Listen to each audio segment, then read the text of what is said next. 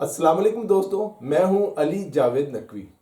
امریکہ کے صدر Donald Trump نے ایک مرتبہ پھر ایران پر حملے کی دھمکی دی ہے۔ یہ خبر بھی ہے کہ برطانیہ اور عرب ممالک کی جانب سے اپنی سرزمین استعمال نہ کرنے کی اجازت دینے کے بعد امریکہ نے پرتگال میں موجود اپنے فوجی اڈے پر تیاریاں مکمل کر لی ہیں۔ امریکہ کے طیارہ بردار جنگی بحری بیڑے بھی ایران کے قریب پہنچ گئے۔ صدر ٹرمپ نے مذاکرات کے دوسرے دور کے بعد کہا تھا کہ ایران پر حملے کے لیے 10 سے 15 دن ہیں۔ پھر خبر آئی کہ ایران پر دباؤ ڈالنے کے لیے امریکہ محدود حملوں کی منصوبہ بندی کر رہا ہے۔ ایران کا کہنا ہے کہ کوئی بھی حملہ ہوا تو اس کا بھرپور جواب دے گا۔ تہران اور واشنگٹن کے درمیان کشیدگی کی ہر نئی لہر کے ساتھ ایک بار پھر یہ سوال اٹھتا ہے کہ اگر تنازع جنگ کی طرف بڑھتا ہے تو چین اور روس کیا کریں گے؟ کیا وہ صرف تماشا دیکھیں گے یا ایران کی عملی مدد کے لیے بھی آگے بڑھیں گے؟ ایک سوال یہ بھی ہے کہ روس اور چین ایران کے لیے خود کو مشکل میں کیوں ڈالیں گے؟ ان کے معاشی مفادات امریکہ اور یورپ سے وابستہ ہیں۔ ایران کے لیے وہ اپنی گردن آگے کیوں کریں گے؟ اس صورتحال میں کیا ایران واقعی ان دونوں طاقتوں کی حمایت پر بھروسہ کر سکتا ہے یا یہ تعلقات زیادہ تر وقتی اور حکمت عملی پر مبنی ہیں، نہ کہ کوئی پکا فوجی اتحاد؟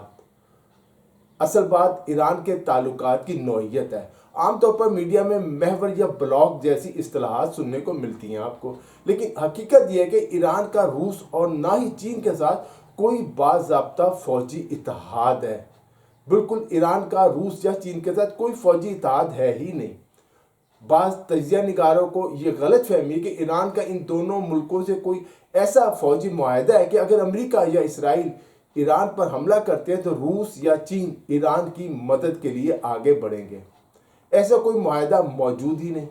یہاں تک کہ ابھی تک کسی خفیہ معاہدے کی بھی کوئی اطلاع نہیں۔ بین الاقوامی تعلقات میں اتحاد کا مطلب یہ ہوتا ہے کہ اگر ایک ملک پر حملہ ہوتا ہے تو دوسرا لازمی اس کے دفاع کے لیے کھڑا ہو، جیسے کہ پاکستان اور سعودی عرب کے درمیان اب ہوا ہے۔ ایسا کوئی وعدہ ایران اور ان دونوں ملکوں کے درمیان موجود نہیں ہے۔ اسٹریٹجک شراکت داری نے کچھ لوگوں کو ایران، چین اور روس کے درمیان تعلقات کے حوالے سے غلط فہمی کا شکار کر دیا۔ تہران اور ماسکو کے درمیان جنوری 2024 میں طے پانے والے ایران اور روس اسٹریٹجک پارٹنرشپ معاہدے میں اگرچہ دفاعی اور سیکیورٹی تعاون پر زور دیا گیا، تاہم فریقین میں سے کسی ایک پر حملے کی صورت میں براہ راست فوجی مداخلت یا فوجی مدد کا کوئی وعدہ یا معاہدہ نہیں کیا گیا۔ اس معاہدے میں ان ممالک کی سرزمین کو ایک دوسرے کے خلاف استعمال نہ کرنے کی شقیں شامل ہے، لیکن یہ جامع دفاعی معاہدے سے مختلف ہے، بالکل مختلف ہے۔ ہاں، کچھ شعبوں کے حد تک اسٹریٹجک پارٹنرشپ ضرور موجود ہے جن میں دفاعی اور سیکیورٹی تعاون کی بات کی گئی ہے، لیکن براہ راست فوجی مدد کی ضمانت نہیں دی گئی۔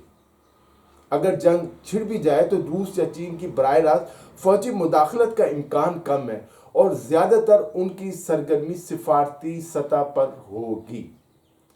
کچھ مغربی سیکیورٹی رپورٹس اور تجزیے ایران کو روس اور چین کے ساتھ ایک مغرب مخالف اتحاد کا حصہ یا ان کے ساتھ برابری کی بنیاد پر ایک خطرے کے طور پر پیش کرتے ہیں۔ بہت سے بین الاقوامی تعلقات کے تجزیہ کاروں کا کہنا ہے کہ تہران کا ماسکو اور بیجنگ کے ساتھ میل جول تعلقات امریکی دباؤ کے پیش نظر مفاہمت کی ہم آہنگی اور تمام سیکیورٹی کی شراکت داری سے زیادہ ہے۔ یعنی واشنگٹن کی پالیسیوں کی مخالفت نے تینوں ممالک کا ساتھ دینا ایک دوسرے کا اس بات کی ضمانت نہیں ہے کہ روس اور چین ایران کے دفاع کے لیے براہ راست امریکہ سے ٹکرانے پر تیار ہوں گے اور امریکہ سے جنگ شروع کر دیں گے۔ ایسا بالکل نہیں ہوگا۔ اس منظر نامے میں ایک اور غور طلب پہلو ہے جیو پولیٹکس ہے۔ چین اور روس دونوں کے مشرق وسطیٰ میں مختلف اور پیچیدہ تعلقات ہیں۔ بیجنگ سعودی عرب، متحدہ عرب امارات اور حتیٰ کہ اسرائیل کا بڑا اقتصادی شریک ہے، جبکہ ماسکو ایک طرف تہران کے ساتھ ہے تو دوسری طرف تل ابیب اور کچھ عرب ممالک کے ساتھ بھی رابطے رکھتا ہے۔ ایران کے ساتھ براہ راست جنگ میں کودنا ان تعلقات کو مشکل میں ڈال سکتا ہے۔ روس یوکرین کی جنگ میں الجھا ہوا ہے، آپ جانتے ہیں، اور اس کے فوجی اور سیاسی وسائل جو محدود ہیں۔ چین اسٹریٹجک طور پر واشنگٹن کے ساتھ مسابقت پر توجہ مرکوز کی ہوئی ہے، خاص طور پر مشرقی ایشیا اور تائیوان کے معاملے میں مشرق وسطی میں ایک نیا اور پرخطر محاذ کھولنا، یہاں تک کہ براہ راست ان جنگ جو ہے ان کے حساب سے ان کے مفادات کے مطابق چین کے مطابقت نہیں ہے اس میں کوئی۔ بہرحال یہ سچ ہے کہ روس اور چین حالیہ حالات کو ایک موقع سمجھ سکتے ہیں کہ وہ اپنے اہم اتحادی کے لیے ایران کے لیے حمایت کا اظہار کریں۔ ایران نہ صرف برکس کا رکن ہے بلکہ شنگھائی تعاون تنظیم کا بھی رکن ہے۔ ماسکو اور بیجنگ اس بات کی اجازت نہیں دے سکتے کہ ان تعاون کی ساکھ پر سوالیہ نشان لگ جائے اور غیر قانونی طریقہ کار سے ان اراکین کے جو تعاون ہے، تنظیم جو ہے اس کے ممبران کو خطرے میں ڈال دیا جائے، ان کو مشکوک بنا دیا جائے۔ زیادہ تر روسی مبصرین اس بات پر زور دیتے کہ ماسکو خطے میں طاقت کا توازن برقرار رکھنا چاہتا ہے، نہ کہ ایسی جنگ میں کودنا جو مزید عدم استحکام پیدا کرے۔ چین کے نقطہ نظر سے بھی براہ راست مداخلت سے گریز اور سیاسی حل تلاش کرنا ترجیح ہے، اس لیے دونوں ممالک مذاکرات پہ زور دے رہے ہیں۔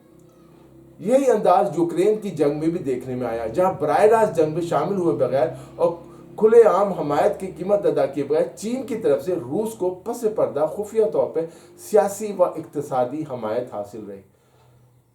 شاید خفیہ طور پہ ایران کی بھی مدد کی جائے۔ چین اور روس کے کردار کو سمجھنے کے لیے ایک مثال ایران اور اسرائیل کے درمیان 12 روزہ جنگ بھی ہے۔ اس مختصر جنگ میں ماسکو اور نہ ہی بیجنگ نے ایران کی حمایت میں بیانات سے بڑھ کر کوئی عملی مدد فراہم کی، نہ فوجی تعاون ہوا اور نہ ہی کھلی سیاست جو سپورٹ ہوتی ہے وہ ہوئی۔ ایران نے بھی واضح کیا کہ اس نے ان دونوں ملکوں سے مدد کی درخواست نہیں کی۔ جنگ کے بعد نومبر 2025 میں پاسداران انقلاب کے ایک ترجمان نے کہا کہ ہمارا ان دونوں ملکوں کے ساتھ کوئی دفاعی معاہدہ نہیں اور مدد مانگنے کی ضرورت بھی پیش نہیں آئی۔ اگرچہ چین اور روس کی بڑی حکمت عملی میں ایران کے بارے میں کوئی ابھی تک بنیادی تبدیلی نہیں آئی، لیکن کچھ پہلوؤں پر نظر ثانی ضرور ہوئی ہے۔ امریکہ کے ممکنہ حملے کی صورت میں خطے میں طاقت کے توازن کے بگڑنے کے خدشے نے چین اور روس کو مجبور کیا ہے کہ اپنی پالیسیوں پر دوبارہ غور کریں اور غیر جانبداری چھوڑ دیں۔ ان مثالوں کے نتیجے میں بعض اوقات نئی پیش رفت سامنے آئی، جیسے چین کی جانب سے ایران کو میزائلوں کے لیے ایندھن کی ترسیل، یا روس اور چین کے طرف سے امریکہ کی فوجی نقل و حرکت کے بارے میں براہ راست معلومات کو ایران کو فراہم کرنا، ایران کی ان کو انفارمیشن دینا، اس کی مدد کرنا۔ چند ماہ پہلے CNN اور فائنینشل ٹائمز نے مغربی ذرائع کے حوالے سے رپورٹ کیا تھا کہ چین نے ایران کو ایندھن سے متعلق سامان بھیجا تاکہ وہ بیلسٹک میزائل کو استعمال کر سکے۔ چین کی وزارت خارجہ نے ان خبروں کو بے بنیاد الزامات قرار دیا اور کہا کہ سوڈیم پروکلوریٹ چین میں کنٹرول شدہ اشیاء میں شامل نہیں ہے، اس لیے اس کی برآمد جو ہے عام تجارتی عمل ہے۔ تاہم اگر یہ رپورٹ درست بھی ہوں تو بھی یہ تعاون کسی باضابطہ فوجی اطاعت کے مترادف نہیں ہے۔ بہرحال اگر کشیدگی بڑی جنگ ہوئی تو زیادہ امکان اس طرز عمل کا ہوگا کہ براہ راست جنگ میں شامل ہوئے بغیر محدود معلوماتی، سفارتی یا فنی حمایت جو ہے وہ جاری رکھی جائے۔ یہ بات طے ہے کہ ایران میں حکومت یا موجودہ نظام کی تبدیلی روس اور چین دونوں کے لیے بڑا دھچکا ہوگی۔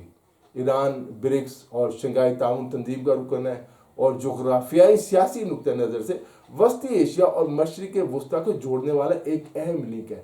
تہران میں سیاسی نظام کی مکمل تباہی یا کمزوری کو ماسکو اور بیجنگ کی جانب سے کثیر الجہتی میکنزم کے ساکھ پر ایک دھچکے کے طور پر دیکھا جا سکتا ہے جسے وہ خود مضبوط کرنا چاہتے ہیں۔ ایران میں امریکہ کی حمایت یافتہ حکومت کا آنا اور روس اور چین دونوں کے لیے خطرے کی گھنٹی ہے۔ ان دونوں ملکوں کا کردار مزید محدود ہو جائے گا۔ مشرق وسطیٰ مکمل طور پر امریکہ کے کنٹرول میں چلا جائے گا اور یہ بہرحال کوئی بھی اسلامی اور عرب ممالک جو ہے نہیں چاہتے۔ اس منظر نامے میں یہ واضح نہیں کہ ان کا رد عمل لازمی طور پر فوجی ہوگا۔ بہرحال ایران، روس اور چین کے درمیان اقتصادی، انٹیلیجنس اور ہتھیاروں کے شعبوں میں تعاون بڑھ سکتا ہے، لیکن جنگ میں براہ راست داخلہ جو ہے، مداخلت جو ہے، اب بھی بہت مہنگا آپشن لگتا ہے روس اور چین دونوں کو۔ معاشی استحکام ایرانی حکومت کو قائم رہنے میں مدد دے سکتا ہے۔ حالیہ رپورٹس بتاتی ہیں کہ بیجنگ نے ایرانی تیل کی خریداری میں نمایاں کمی کر دی ہے۔ تیل بردار جو جہازوں کی نگرانی کرنے والی کمپنیوں کے اعداد و شمار کے مطابق ایران سے چین جو تیل کی درآمد ہے وہ 30 سے 40% کم ہو گئی ہے۔ ایران کے صدر جو ہے ان کے حالیہ تبصرے کے چین کے چند مالیاتی منصوبوں پر عمل درآمد نہیں ہوا۔ اس حقیقت کی یاد دلانے کہ تہران پر دباؤ کے عروج پر بھی بیجنگ امریکی پابندیوں کے خطرے کو قبول کرنے کو تیار نہیں۔ چین نہیں چاہتا کہ امریکہ اس پر مزید کوئی پابندی لگائے۔ اس کی وجہ سے ایران میں کچھ لوگ چین کے وعدہ خلافی کے بارے میں بات کرتے ہیں کہ چین نے وعدے پورے نہیں کیے۔ روس نے بھی حالیہ برسوں میں یہ ظاہر کیا کہ ایران کے ساتھ اس کا تعاون زیادہ تر باہمی اور عارضی مفادات پر مبنی ہے۔